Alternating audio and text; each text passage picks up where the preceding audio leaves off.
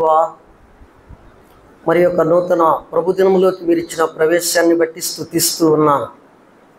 మధ్యాహ్న కాల సమయంలో మిస్పా ప్రార్థనా మందిరంలో చిన్న మందగా ప్రియబిడ్డలమైనటువంటి మమ్మలను మీరు సమకూర్చుకుంటూ వస్తూ ఉన్నారు. స్తోత్రాలు చెల్లిస్తూ ఉన్నాను. చేరి వచ్చిన బిడ్డలను బట్టి స్తుతిస్తూ ఉన్నాను. రావాల్సినటువంటి బిడ్డలు, సిద్ధపడుతున్నటువంటి వారును, మార్గంలో ఉన్నటువంటి వారును మీరు జ్ఞాపకం చేసుకుంటూ రండి నాయన. త్వరితగతిన నాయన వారును కూడా మీ పాద సన్నిధిలో సాగిలపడుటకు కృప చూపించండి. మీ దాసులను ప్రేమించి మన ఆయన ఈ ప్రాంతంలో మీ దాసుల ద్వారా జరిగిస్తున్న పరిచర్య అంతటిని బట్టి స్తుతిస్తూ ఉన్నాను. మీ దాసుని జ్ఞాపకం చేసుకుంటూ రండి, కుటుంబాన్ని జ్ఞాపకం చేసుకుంటూ రండి. పరిపూర్ణమైన ఆరోగ్యముతో నింపి పరిచర్యలు వాడబడుటకు నాయన కృప చూపించండి. ఇంతవరకును స్తుతి గీతాల ద్వారా మీ ఘనమైన నామం మహింపరచబడుటకు కృపనిస్తూ వచ్చారు. స్తోత్రాలు. మన ఆయన కొద్ది సమయము ఆరాధన తలంపుల కొరకై మేము సిద్ధపడి ఉండగా జీవగ్రంథంలో ఉన్నటువంటి వాక్య భాగము మీరు మాతో మాట్లాడుతూ వచ్చారు. స్తోత్రాలు. మా దేవా, జీవగ్రంథంలో ఉన్నటువంటి వాక్య భాగమును, అందులో ఉన్నటువంటి మర్మములను నాయన మీరు మాకు తెలియపరచండి. మీ పక్షముగా నిలవబడినటువంటి వాడు అపాత్రుడు, ఎన్నికలైనటువంటి వాడు నాయన సిలువ సాటున మరుగుపరచు, నా నోటిని మాత్రము బోరగా వాడుకొనుమని మా రక్షకుడు, మా విమోచకుడు, ప్రాణనాథుడైన యేసు క్రీస్తు ప్రభు యొక్క పరిశుద్ధమైన నామములు ప్రార్థించి వేడుకొనుచున్నాను తండ్రి, ఆమేన్. ప్రభునందు ప్రియమైన సహోదర సహోదరులారా, ఆరాధనకు చేరి వచ్చినటువంటి ప్రియ బిడ్డలందరికీ మన రక్షకుడైనటువంటి యేసుక్రీస్తు ప్రభు యొక్క పరిశుద్ధమైన నామములు ప్రేమపూర్వకమైనటువంటి వందనాలు తెలియజేస్తూ ఉన్నాను.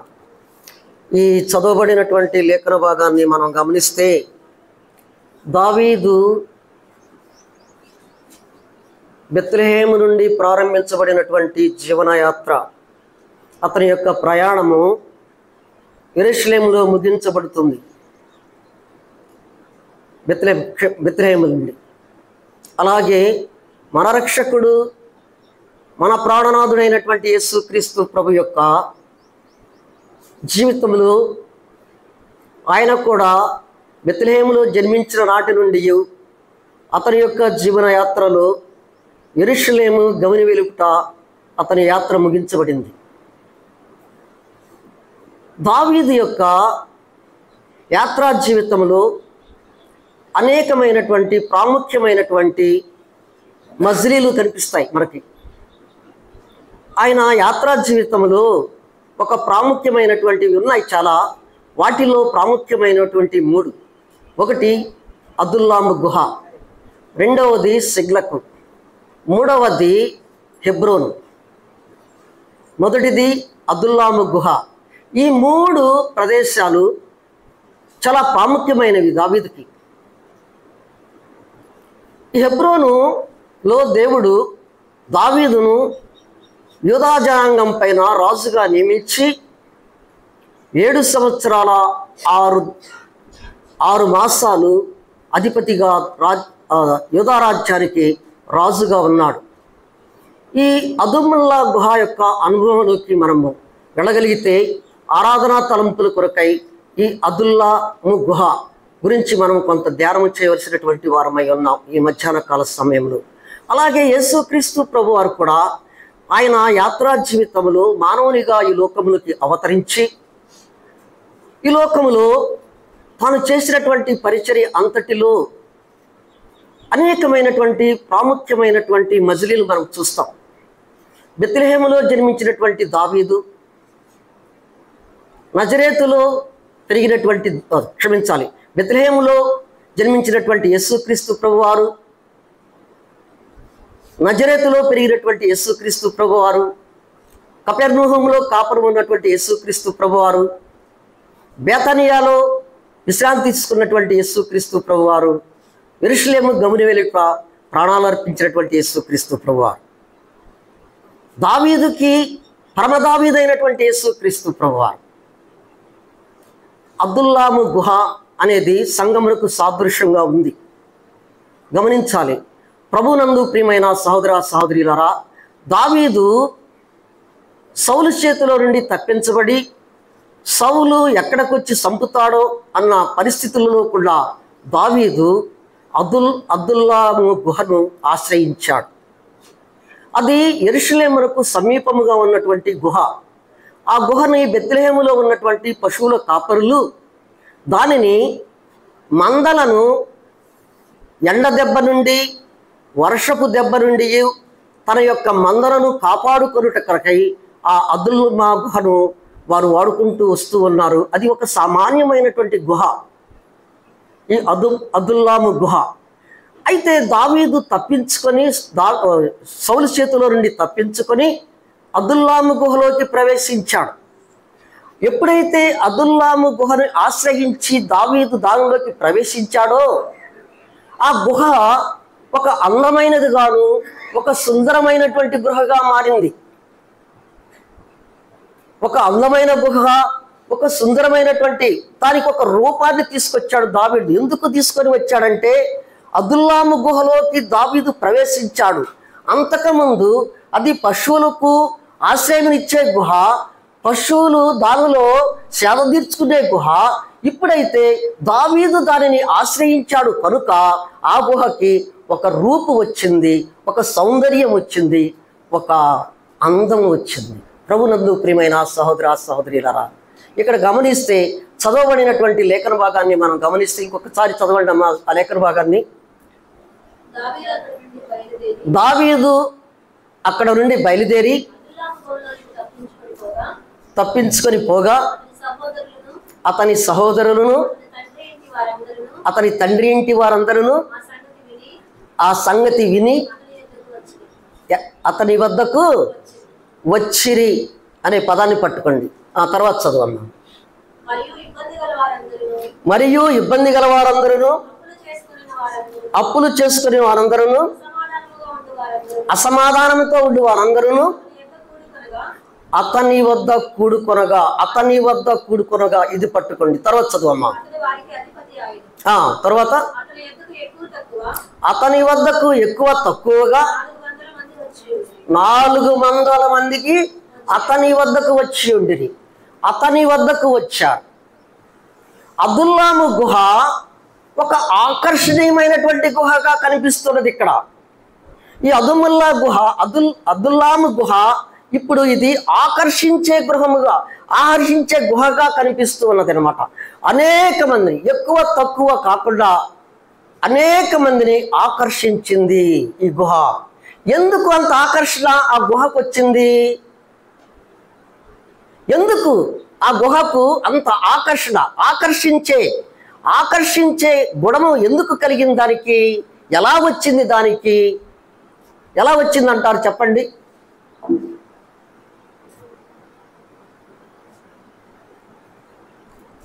దావీదును బట్టి ఆ గుహకు ఆకర్షించే శక్తి వచ్చింది.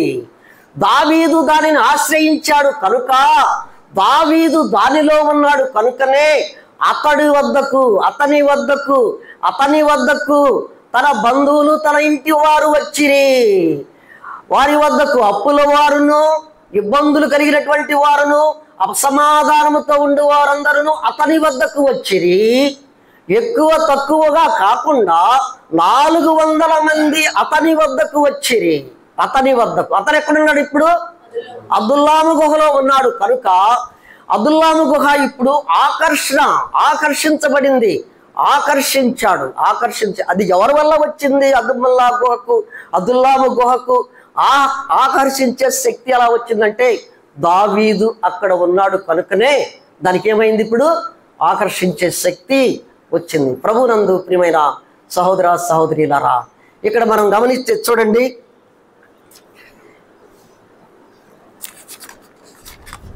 మళ్ళీ చదువు మరే వచ్చినాన్ని.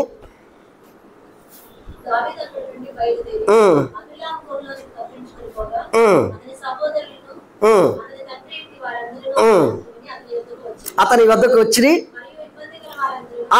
ఇబ్బంది గల వారందరూ, అప్పులు గల వారందరూ, అసమాధానముతో ఉన్న వారందరూ అతని వద్దకు వచ్చి ఏం చేశారు? వారు కూడుకున్నారు. తర్వాత ఎక్కువ తక్కువ కాకుండా 400 మంది వచ్చినట్లుగా మనం చూస్తాము.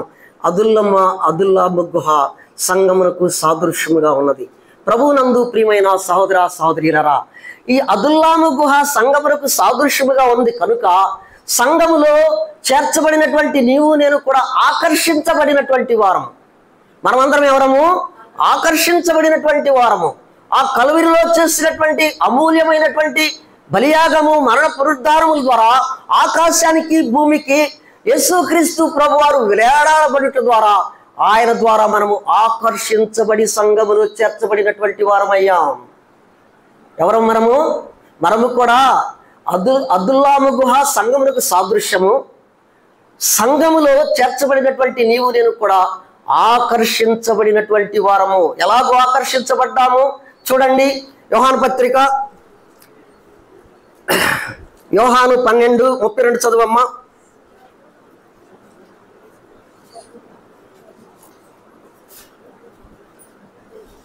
యోహాను సువార్త 12:32 నేను భూమి మీద నుండి పైకెత్తబడిన ఎడల అందరినీ నా యొద్దకు ఆకర్షించుకుందునని ప్రభువు చెప్పాను. ఏం చెప్పాడు ఆయన? నేను భూమి మీద నుండి పైకెత్తబడిన ఎడల అందరినీ నా యొద్దకు నేను ఆకర్షించుకుందును. యేసుక్రీస్తు ప్రభువారు ఆకాశానికి భూమి నుండి పైకెత్తబడ్డాడు. పైకెత్తబడినటువంటి యేసుక్రీస్తు ప్రభువారు కలరిలో వేలాడబడ్డాడు. అమూల్యమైనటువంటి రక్తాన్ని చిందించాడు. చనిపోయి సమాధి చేయబడి 3వ దినాన మృత్యుంజయుడై లేచుట ద్వారా మనందరము కూడా ఏమయ్యాము? ఆకర్షించబడి అదుల్లాము గుహ అనే సాదృశ్యమైనటువంటి సంఘములో నీవు నేనేం చేశాము? చేర్చబడినటువంటి ప్రభువా, ఆకాశానికి భూమికి మధ్యలో వేలాడబడినటువంటి దేవా, నీవు భూమిపై నుండి ఎత్తబడినటువంటి దేవా, అయ్యా నీవు ఎత్తబడుట వలన ప్రభువా నీవు నాకు సంఘములో నాయన అంగముగా చేర్చుకున్నటువంటి దేవా, నిన్ను నేను స్తుతిస్తున్నాను, నిన్ను నేను గణపరుస్తూ ఉన్నాను అని ప్రభువుని మనము స్తుతించి గణపరిచి ఆరాధించే వారముగా ఈ మధ్యాహ్న కాల సమయంలో ఉండవలసినటువంటి వారమై ఉన్నాము. ప్రభునందు ప్రియమైన సహోదర సహోదరులారా, ఆ ఆకర్షణ అనేది ఎలాగ ఉందంటే ఒక్కసారి దావీదుని గురించి మనం ఆలోచిస్తే 1 సమూయేలు గ్రంథము 16వ అధ్యాయము 12వ వచనాన్ని చదవండి అమ్మా. అతడు వానిని పిలవనంపించి లోపలికి తోడుకొని వచ్చను. అతను ఎర్రని వాడును, చక్కని నేత్రములు గలవాడును, చూచుటకు సుందరమైనటువంటి వాడు. ఎవరిని గురించి చదివాం ఇప్పుడు మనము? దావీదు ఎర్రని వాడును, చక్కని నేత్రములు కలిగినటువంటి వాడును, సుందరమైనటువంటి వాడు, అందమైనటువంటి వాడు. అతనిని దావీదు సమూయేలును ఆకర్షించాడు. ఎవరిని ఆకర్షించాడు అక్కడ? సమూయేలు దావీదును చూడగానే ఆకర్షితుడైపోయాడు. ఇతడే నేను ఎన్నుకున్నటువంటి, నేను ఏర్పరచుకున్నటువంటి వాడు ఇతడే. తైలముఖము తీసుకొని ఇతనిని అభిషేకించమన్నాడు దేవుడైనటువంటి యెహోవా. ప్రభునందు అతను సుందరుడు, చక్కని నేత్రములు కలిగినటువంటి వాడు. అతను ఎర్రని చూచుటకు సుందరమైనటువంటి వాడు. సమూయేలును ఏం చేశాడు? దావీదు ఆకర్షించాడు. దావీదు అదుల్లాము గుహలోకి వచ్చుట వలన ఆ ఆకర్షణ శక్తి అదుల్లాము గుహకు వచ్చింది కనుక అదుల్లాము గుహ అనేక మందిని ఆకర్షించబడేది. సాదృశ్యమైనటువంటి సంఘములు నీవు నేను కూడా. అందుకనే షూలమ్మితి అంటుది, యెరూషలేము కుమార్తెలారా, యెరూషలేము కుమార్తెలతో నా ప్రియుడు ధవలవర్ణుడు రత్నవర్ణుడు 10,000 మందిలో గుర్తింపదగినటువంటి ప్రియుడు. ఈ ప్రియుడు ఎలాంటి ప్రియుడు? పరమ దావీదైనటువంటి యేసుక్రీస్తు ప్రభువారు. అక్కడ సమూయేలు ఆకర్షించబడ్డాడు. ఇక్కడ షూలమ్మితి నేను నల్లనిదారినైనను సౌందర్యవంతురాలను. ఆ సౌందర్యము ఎలాగూ వచ్చిందంటే ఆయన యేసుక్రీస్తు ప్రభువారు ద్వారా ఆమె ఆకర్షించబడింది కనుకనే ఆమె యొక్క రూపు మారిపోయింది. ఏం మారిపోయింది? ఆమె యొక్క రూపం మారిపోయింది. ఏ రూపం వచ్చింది? పాపి రూపం అయినటువంటి రూపం మారిపోయి సౌందర్యాన్ని వచ్చిందనమాట. ఇప్పుడు నేను నల్లనిదానినైనను నేను సౌందర్యవంతురాలను అంటుంది నా ప్రియుడు. ఓ యెరూషలేము కుమార్తెలారా, వేరే ప్రియుని కన్నా నీ ప్రియుని యొక్క విశేషం ఏమిటి అని అడిగినప్పుడు నా ప్రియుడు ధవళవర్ణుడు రత్నవర్ణుడు 10,000 మందిలో పురుషులలో గుర్తింపదగినటువంటి వాడు యేసుక్రీస్తు ప్రభువారు. ఆకర్షించబడింది శూలామతి. నీవు నేను కూడా ఆకర్షించబడ్డాం. ఆకాశానికి భూమికి వేలాడబడినటువంటి యేసుక్రీస్తు ప్రభువారిని అనేక మందిని ఆకర్షించుకున్నాడు ప్రభువు. నన్ను ఆకర్షించుకుని సంఘములోకి చేర్చబడినటువంటి నీవు నేను కూడా ఆమె ఏ రీతిగా షూలామితి యెరూషలేము కుమార్తెలతో అంటే లోకస్తులతో మాట్లాడుతున్నటువంటి మాట ఏంటంటే, వారు అడుగుతున్నారన్నమాట, వేరే ప్రియునికి ఉన్నటువంటి నీ ప్రియునిలో ఉన్నటువంటి విశేషం ఏమిటి? ఏంది? అనేక మంది పురుషులు ఉన్నారు కదా లోకంలో, నీవు ప్రేమించినటువంటి ప్రియుడు ఆయన ఎలాంటి వాడు అన్నప్పుడు ఆ ప్రియుడిని ఒక్కొక్క దానితో పోల్చుతూ వచ్చిందనమాట. అక్కడ 5వ అధ్యాయం అంతా చదువుతూ ఉంటే ఆయన అరికాలు మొదలుకొని నడిరెత్తి వరకు ప్రతి దానిని తన ప్రియుని గురించి పొగుడుతూనే వస్తుంది. నా ప్రియుడు ధవళవర్ణుడు, నా ప్రియుడు రత్నవర్ణుడు, 10,000 మందిలో అతనిని గుర్తించవచ్చును. ఎంతమందిలో? 10,000 మందిలో గుర్తించవచ్చును. అబ్నేరు, ఈ చిన్నవాడు ఎవరి కుమారుడు? తెలియదు ప్రభు, తెలియదు రాజా.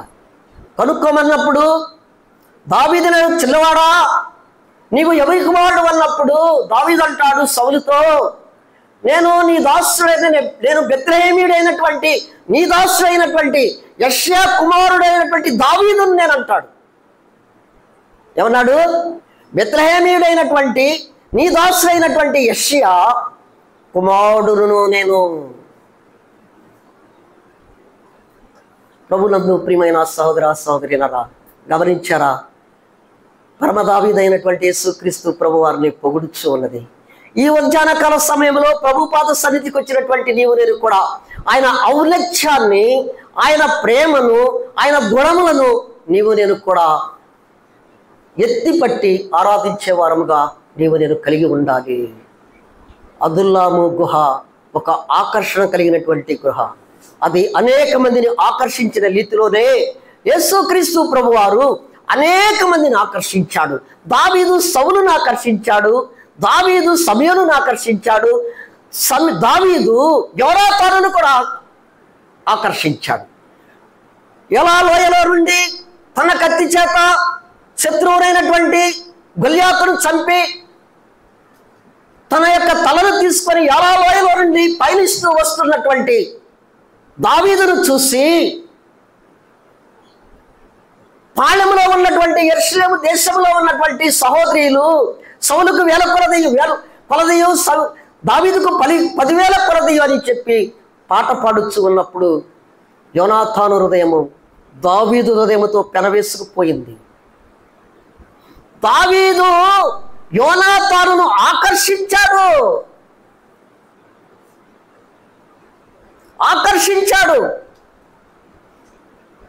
పరమ దావీదైనటువంటి యేసుక్రీస్తు ప్రభువారు ఆకాశములకు ఎత్తబడిన తర్వాత ప్రపంచంలో అనేక మందిని ఆకర్షించాడు. ఆకర్షించబడినటువంటి వారు ఎలాంటి వారు అని మనం గమనిస్తే, మన పూర్వస్థితి ఆకర్షించబడ్డాము, ప్రభుపాద సన్నిధికి వచ్చాము. పూర్వం మన స్థితి ఎలాంటిది, ఆకర్షించబడినటువంటి వారి యొక్క స్థితి ఎలాగూ ఉన్నదంటే, మొదటిగా మనం చూస్తే చూడండి, మొదటిగా ఎవరెవరు వచ్చారండి? ఇబ్బంది కలిగినటువంటి వారు, రెండవదిగా అప్పులు చేసినటువంటి వారు, మూడవ వారు అసమాధానముతో ఉన్నటువంటి వారు. ఈ ముగ్గురు 3 బ్యాచ్ 3 గ్రూపులుగా తండ్రి ఇంటి వారు వచ్చారు, తర్వాత బంధువులు వచ్చారు, తర్వాత ఇబ్బంది కలిగినటువంటి వారు, అప్పులు కలిగినటువంటి వారు, మూడవదిగా అసమాధానము కలిగినటువంటి వారు వచ్చారు, ఇబ్బంది కలిగినటువంటి వారు.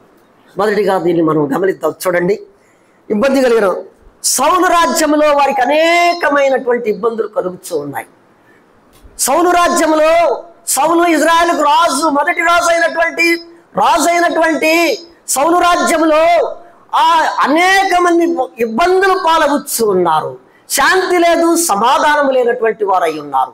అలాంటి పరిస్థితుల్లో అయ్యో దావీదు మహారాజు వచ్చాడు, దావీదు ఉన్నాడు, దావీదు అదుల్లాము గుహలో ఉన్నాడు, అదుల్లాము గుహలో ఉన్నాడు కనుక దావీదు వద్దకు మనం వెళదాము.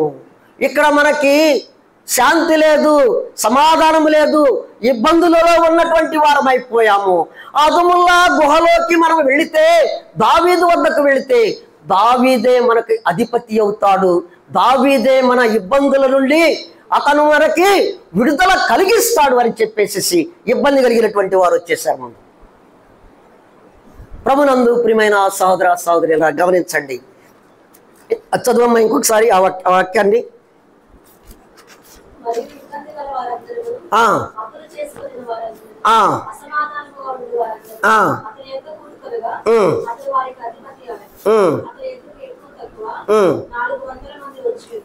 చాలు చాలు, ఇబ్బంది కలిగినటువంటి వారందరూ కూడా ఎవరి వద్దకు వెళ్ళారు? ఆయన అదుల్లాము గుహకు అధిపతి అయ్యాడు. సంఘమునకు అధిపతి ఎవరు? సంఘమునకు శిరస్సు ఎవరు? యేసుక్రీస్తు ప్రభువారే సంఘమునకు శిరస్సు. ఆయనే అధ్యక్షుడు, ఆయనే రాజు, ఆయనే అధిపతి. నీకు నాకు అధిపతి ఎవరు? ప్రభువారే, యేసుక్రీస్తు ప్రభువారే. ఆయన అధిపతిగా ఉన్నాడు, ఆయన వద్దకు వచ్చారు. కానీ నీ కొరకైతే నా కొరకైతే నీవు నేను ప్రభువు దగ్గరికి వెళ్ళా. పరమదావీదైనటువంటి యేసుక్రీస్తు ప్రభు వద్దకు నీవు నేను వెళ్ళలా. ఆయనే మన వద్దకు వచ్చాడు. ఎలా వచ్చాడు? కృపా సత్య సంపూర్ణుడుగా మన మధ్యకు ఆయన వచ్చాడు. ఎవరు వచ్చారు? ఆయనే వచ్చాడు.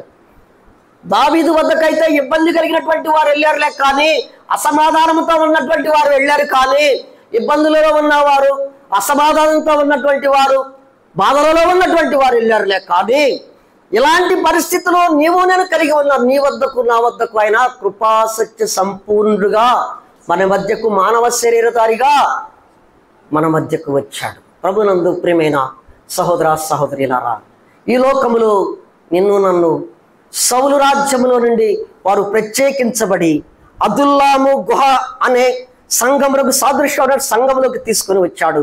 నిన్ను నన్ను కూడా ఈ లోకంలో నిన్ను నన్ను ప్రత్యేకించుకొని ఆ కృపాసత్య సంపూర్ణమైనటువంటి యేసుక్రీస్తు ప్రభువారు నీ వద్దకు నా వద్దకు వచ్చి నిన్ను నన్ను ప్రత్యేకించుకొని అదుల్లాము గుహ సాదృశ్యం అన్నటువంటి సంఘంలోకి నిన్ను నన్ను తీసుకొని వచ్చాడు. అందును బట్టి ప్రభువుని స్తుతించి ఘనపరిచి ఆరాధించ బద్ధులమై ఉన్నాము. ప్రభువునందు ప్రియమైన సహోదర సహోదరులారా, ఇక్కడ చూడండి, తప్పిపోయిన కుమారుడు గురించి మనం చూద్దాం.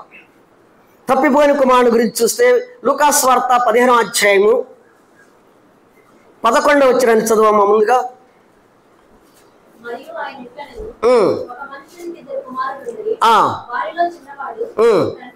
తండ్రి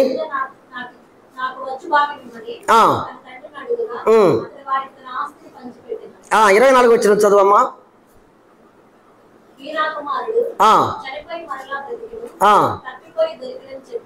అక్కడే ఉంటుంది చూడమ్మా, దుర్వ్యాపారం వల్ల అతని ఆస్తిని పాడు చేసుకొని ఇబ్బంది పడుతున్నాడు. 11వ వచనం తర్వాతే ఉంటుంది అది. దుర్వ్యాపారం వలన 14వ వచనం పాడు చేశాను, అదంతయు ఖర్చు చేసిన తరువాత దేశమందు గొప్ప కరువు రాగా ఏం చేస్తున్నాడంట? అతను ఇబ్బంది పడసాగాను, ఇబ్బంది పడుచు ఉన్నాడు. ఇప్పుడు ఇబ్బంది పడుచు ఉన్నటువంటి వారికి ఎవరు గుర్తుకొచ్చారు? తండ్రి గుర్తుకొచ్చాడు. వారు సౌలు రాజ్యంలో ఉన్నటువంటి వారు ఇబ్బంది పడుచు ఉన్నటువంటి ఆయనకి సౌలు రాజుగానే ఉన్నాడు, కానీ అతను తృణీకరించబడినటువంటి రాజు, యెహోవా చేత తృణీకరించబడినటువంటి రాజు. అయితే దావీదు రాజుగా పట్టాభిషేకము చేయకపోయినా అభిషేకించబడినటువంటి దావీదు, మరుగున ఉన్నటువంటి దావీదు, ఆ మరుగుపరచబడినటువంటి దావీదు వద్దకు వారు ఇబ్బంది పడుతున్నటువంటి వారు వచ్చారు. ఇప్పుడు తండ్రిని జ్ఞాపకం చేసుకున్నాడు. దుర్వ్యాపారము వలన సమస్తమును కోల్పోయాడు అని. దుర్వ్యాపారం వలన, దుర్వ్యాపారం అంటే ఎలాంటిదంటే చూడండి ఒక్కసారి, 1 పేతురు పత్రిక 4వ అధ్యాయము 3-4 వచనాలు చదువమ్మా. దుర్వ్యాపారము సమస్త చెడులతో కూడుకున్నటువంటిది. అది ఎలాంటిది? పోకిరి శాస్త్రాలు, దురాశలు, మద్యపానము, అల్లరితో కూడినటువంటి ఆటపాటలు, ఈ రీతిగా ఇష్టానుసారముగా చేసి అతను ఇష్టానుసారమైనటువంటి జీవితాన్ని జీవించి దుర్వ్యాపారము చేసేసి ఆయన ఆస్తినంతయు కోల్పోయిన తర్వాత ఇబ్బంది పడసాగాను. నేను ఆ స్థితి అంతే ఈ లోకంలో. ప్రభునందు ప్రియమైన సహోదర సహోదరులారా, నేను ఆ పరిస్థితి కూడా అదే. ఇక్కడ చూస్తున్నటువంటి లేఖన భాగాన్ని గమనిస్తే సమస్త చెడుగుల వలన మానవుడు దేవుని స్వరూపమును కోల్పోయాడు. ఏం కోల్పోయాడు? తన స్వరూపమందు తన పోలిక చొప్పున నరుని నిర్మించాడు. అయితే ఈ దుర్వ్యాపారము వలన ఏం చేశాడంటే తన స్వరూపాన్ని పోగొట్టుకొని పాపి స్వరూపాన్ని ధరించాడు. ఏం ధరించాడు? ఏ స్వరూపాన్ని వచ్చింది? ఇప్పుడు మనకి ఏమొచ్చింది? ఇబ్బందులు కలిగినటువంటి వారికి ఏ స్వరూపం వచ్చింది?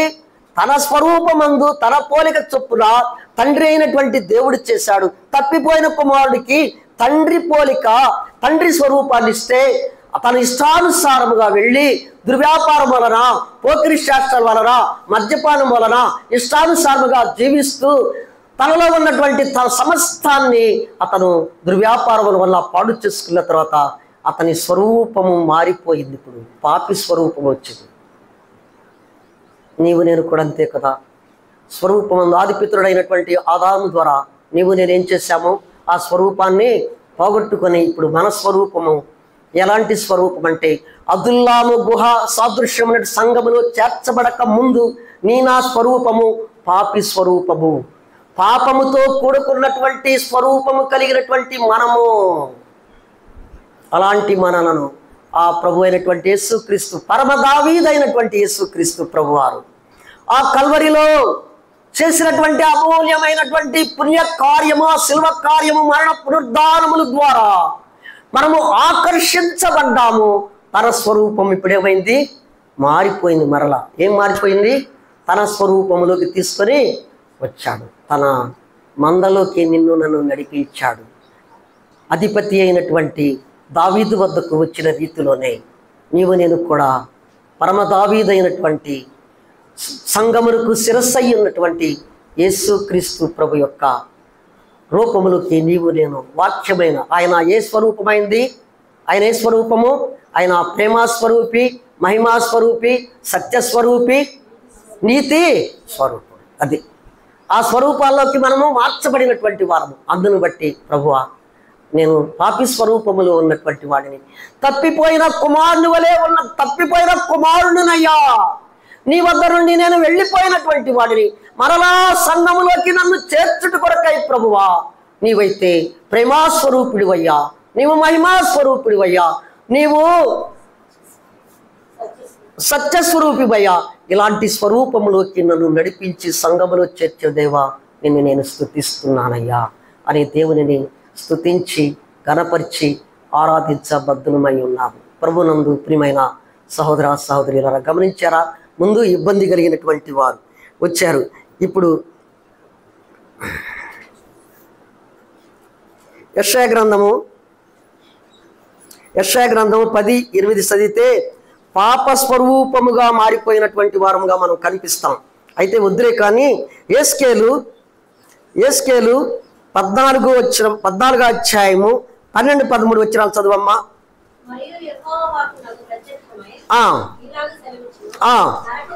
నరపుత్రుడా, ఏ దేశమైతే విశ్వాసఘాతకమై నా దృష్టికి పాపము చేసినదో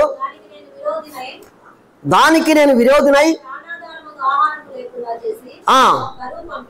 కరువు పంపించి కరువుకు కారణము పాపమే. కరువుకు కారణం ఏంటి? పాపమే. కరువు వచ్చిందా? అది పాపమే అని యేస్కేలు ప్రవక్త అయినటువంటి యేస్కేలు ద్వారా సెలవిస్తూ ఉన్నాడు వాక్యం ద్వారా. ప్రభునందు ప్రియమైన సహోదర సహోదరులారా, గమనించండి. ఇక్కడ ఇప్పుడు అతను ఇబ్బంది పడసాగాడు. ఇబ్బంది పడసాగినప్పుడు తండ్రి గుర్తుకు వచ్చాడు, తండ్రి వద్దకు వచ్చాడు. తండ్రి దూరముగా ఉండగానే ప్రేమాస్వరూపి అయినటువంటి ఆ ప్రభువు ఏం చేశాడు, ఆ తండ్రి ఏం చేశాడంటే దూరముగా ఉన్నటువంటి కుమారుని చూసి పరిగెత్తుకుంటూ వెళ్ళి మెడపై పడి ముద్దు పెట్టుకొని తీసుకొని వచ్చి ప్రశస్తమైనటువంటి వస్త్రములు తొడిగాడు, చెప్పులు తొడిగాడు, చేతికి ఉంగరం పెట్టాడు, ఇంట్లోకి తీసుకొని వచ్చి క్రొవ్వునైనటువంటి దూడను వధించి గొప్ప విందు చేశాడు. ప్రభునందు ప్రియమైన ఆ తండ్రి, ప్రభునందు ప్రియమైన సహోదర సహోదరులారా, కరువుకి ఇబ్బందికి కారణం ఏంది? పాపమే. అది మనం గమనించాలి. వారు ఇబ్బందులో ఉన్నారు, కరువులో ఉన్నారు. సౌలు రాజ్యంలో వారు దావీదు వద్దకు వచ్చారు. దావీదు అధిపతి అయ్యాడు. వారి ఇబ్బందుల నుండి దావీదు వారికి విడుదల కలిగించాడు. పరమ దావీదు అయినటువంటి యేసుక్రీస్తు ప్రభు వారు కూడా ఈ లోకంలో ఉన్నటువంటి కరువు అనే పాపములో ఉన్నటువంటి నిన్ను నన్ను కూడా, పాపపు ఏచ్ఛలలో ఉన్నటువంటి పాపముల చేత అపరాధముల చేత చచ్చి ఉన్నటువంటి నిన్ను నన్ను కూడా విడుదల కలిగించడం కొరకై, నిన్ను నన్ను ఆకర్షించడం కొరకై ఆ కలువరిలో ఆకాశానికి భూమికి మధ్యలో వేలాడబడ్డాడు. వేలాడబడుట వలన నిన్ను నన్ను ఏం చేశాడు? ఇబ్బందుల నుండి నీకు నాకు విడుదల కలిగించాడు. ప్రభు ఆ స్తోత్రాలు చెల్లిస్తున్నానయ్యా. ఇటు భయంకరమైన పాపం అనే ఇబ్బంది నుండి, కరువు నుండి నాకు విడుదల కలిగించి నాకు ఇచ్చినటువంటి ఇటు గొప్ప రక్షణను బట్టి స్తుతిస్తున్నానని దేవునిని మనము స్తుతించబద్దులమై ఉన్నాం. రెండవదిగా మనం చూస్తే చూడండి, మొదటి సమూయేలు గ్రంథం 22వ అధ్యాయం 2వ వచనం చదువమ్మా. మళ్ళా అప్పులు చేసినటువంటి వారు, తర్వాత వివరాళ్ళు అప్పులు చేసినటువంటి సౌలు రాజ్యంలో అప్పులతో బాధపడుతున్న వారిని ఎవరు ఆదరించలా, ఎవరు వారిని ఆదరించలేదు. అందుకే దావీదు వద్దకు వారు వచ్చారు.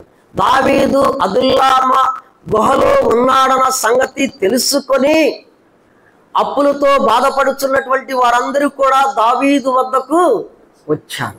ప్రభునందు ప్రియమైన సహోదర సహోదరు, లోకములోని వారందరూ కూడా పాపం అనే అప్పు ఊబిలో ఇరుక్కున్నటువంటి వారమే. ఈ లోకమే ఒక అప్పుల ఊబి. ఈ అప్పుల ఊబిలో ఇరుక్కున్నటువంటి ప్రతి ఒక్కరము కూడా ఊబిలో పడితే అది పైకి రాలేని స్థితి. అప్పులతో ఇరుక్కున్నటువంటి వాడు ఎవడైనాను పైకి వస్తాడంటే రాలేడు. అప్పులే అతనిని ఎక్కడికి తీసుకెళ్ళిద్ది? పాతాళమునకు తీసుకొని వెళ్ళిద్ది. సౌలు రాజ్యంలో ఉంటే వారు పాతాళమే. సౌలు రాజ్యంలో ఉంటే వారు పాతాళమునకు తొక్కబడతారు. కనుకనే వారు ఏమి చేశాడంటే వారు దావీదు వద్దకు వచ్చారు. అప్పులలో బాధపడుచు, ఇరుకులలో, ఇబ్బందులలో, శోధనలో, భయంకరమైనటువంటి పరిస్థితులలో ఈ లోకంలో జీవిస్తున్నటువంటి నిన్ను నన్ను ఇలాంటి భయంకరమైనటువంటి అప్పుల యూపులో నుండి పైకి లేవనెత్తుడి కొరకై యేసుక్రీస్తు ప్రభు వారే కృపా సత్య సంపూర్ణుడుగా మన వద్దకు వచ్చాడు. ప్రభువా, అయ్యో ప్రభువా, నేను భయంకరమైనటువంటి కీర్తన అంటాడు. అందుకని కీర్తన 49:7-9 వచనాలు చదివితే, ఎవడును ఏ విధము చేతనైనను తన సహోదరులను విమోచించలే. అప్పుల వీధిలో నుండి విమోచించేది ఎవరండి? ఎవరూ లేరు. తన సహోదరుని విమోచించడానికి లేరు. అందుకనే చదువమ్మా ఆ వచ్చే భాగాన్ని. ఎవరును ఏ విధము చేతనైనను తన సహోదరుని విమోచించలేడు. వాడు కుళ్ళు చూడక నిత్యము బ్రతుకున్నట్లు వాని నిమిత్తము దేవుని సన్నిధిని ప్రాయశ్చిత్తము చేయగలిగినటువంటి వాడు ఎవడును లేడు. ఎవడు లేడు. వారి ప్రాణ విమోచన ధనము గొప్ప బహు అది చేసింది యేసుక్రీస్తు ప్రభువారు. ఎవడు విమోచించలేడు. అప్పులు ఊపిలో నుండి పైకి లేవనెత్తగలిగినటువంటి వాడు ఎవడు లేడు. గడాంధకారపు లోయలలో నేను సంచరించినను ఏ అపాయము నాకు కలుగుదు అని దావీదు అంటున్నాడు. లోయ, గాఢాంధకారం, శ్రమలలో గుండా వెళుతున్నప్పుడు, గాఢాంధకారపు లోయలలో శ్రమలను, అప్పులు, భయంకరమైనటువంటి పరిస్థితుల్లో గుండా వెళుతున్నటువంటి దావీదును ఆయన గాఢాంధకారపు లోయలలో నేను సంచరించను ఏ అపాయము నాకు రాదు. ఎందుకన్నాడు ఆ మాట దావీదు దేవునిని ఆశ్రయించాడు. దేవునిని ఆశ్రయించాడు.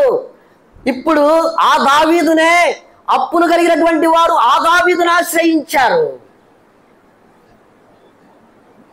నీవు నేనైతే ఆశ్రయించలా దేవునిని. దేవుడే మన వద్దకు వచ్చాడు. ప్రయాసపడి భారం మోస్తున్న సమస్త జనులారా నా యొద్దకు రండి, నేను మీకు విశ్రాంతినిస్తానన్నాడు. ప్రయాసపడుతూ అప్పుల బాధలో ప్రయాసపడుతూ కృషించుతూ నలిగిపోతున్నటువంటి నిన్ను నన్ను కూడా చెయ్యిలెత్తి తన అపార హస్తాన్నిచ్చి, ఆ గాయపడిన హస్తాన్నిచ్చి నిన్ను పైకి, ఏదైతే నీవు అప్పుల ఊబిలో అప్పుల యొక్క ఊదిలో జికటగల దొంగ ఊబిలో నీవు నేను ఇరుక్కున్నటువంటి నిన్ను నన్ను కూడా ఆ ప్రభు ఏం చేశాడు? తన గాయపడిన హస్తముతో వచ్చేసి నిన్ను నన్ను తీసుకుని వచ్చి అబ్దుల్లాము గుహకు సాదృశ్యమైనటువంటి సంఘములో నిన్ను నన్ను చేర్చాడు. అందును బట్టి దేవునిని నీవు నేనేం చేయాలా? స్తుతించి కనపరిచి ఆరాధించాలి. మూడవదిగా చూద్దాం, చూడండి. మూడవదిగా ఏంటి? అసమాధానముతో ఉన్నటువంటి వారము. ఎవరు మనము?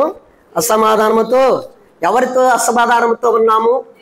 ఆయనకి సౌలు రాజ్యములో సౌలుతో అసమాధానముతో ఉన్నటువంటి వారు సమాధానము లేని స్థితిలో ఉన్నటువంటి వారు ఇప్పుడు ఏం చేశారంటే, సమాధానమును కర్త దాన్ని కొనసాగించువాడైనటువంటి యేసు క్రీస్తు ప్రభు దగ్గరకు నీవు నేను వెళ్ళవలసినటువంటి వారమైంది. అయితే దావీదు సమాధానం కలిగినటువంటి వాడు, ఓర్పు కలిగినటువంటి వాడు, నీతి కలిగినటువంటి వాడు, ఇష్టానుసారుడైనటువంటి మనుషుడు. దేవునికి ఆ దావీదు వద్దకు ఆకర్షించబడ్డారు. అదుల్లాము గుహలో ఉన్నటువంటి దావీదు వద్దకు ఆకర్షించబడ్డారు, వచ్చారు. అసమాధానంతో ఉన్నారు. వారికి ఇప్పుడు ఏం జరిగింది? సమాధానము. ప్రభునందు ప్రియమైన సహోదర సహోదరులారా, నీకు నాకు తండ్రితో సమాధానం లేదు. దూరస్థులము, అన్యాయస్థులము, అక్రమస్థులము. తండ్రికి నీకు పాపమనే గోడ అడ్డుగా ఉండుగా ఆ పాపమనే అడ్డుగోడను పడగొట్టుడు కొరకై కృపాసత్య సంపూర్ణుడుగా యేసుక్రీస్తు ప్రభువారు మన మధ్యకు వచ్చాడు. నీకును నాకును మనకును తండ్రికి అడ్డుగా ఉన్నటువంటి ఆ పాపమనే గోడను ఆ కల్వరిలో కార్చినటువంటి అమూల్యమైనటువంటి రక్తం ద్వారా ఆ గోడను పడగొట్టేశాడు.